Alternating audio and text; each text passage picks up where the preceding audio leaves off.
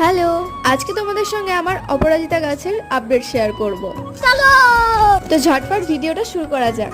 এই গাছটা কিন্তু আমি বনসাই করব বলে ঠিক করেছিলাম, আর এই গাছটা প্রায় 1 বছরের পুরনো।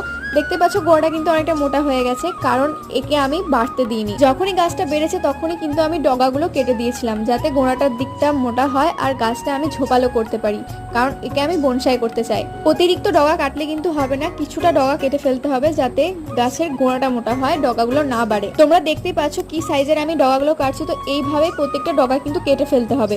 আর এর থেকে কিন্তু আমি এখন কোনো রকম ফুল নেব না, পুরোপুরি গাছটা ঝোপালো করার পরেই কিন্তু এর থেকে আমি ফুল নেব। কিন্তু তাও দেখতে পেলে একটা কুড়ি চলে এসছে, কুড়িটা কিন্তু আমি রেখে দেবো, যেহেতু অনেকটা বড় হয়ে গেছে তার জন্য আমি ওকে ছিঁড়ে ফেলবো না।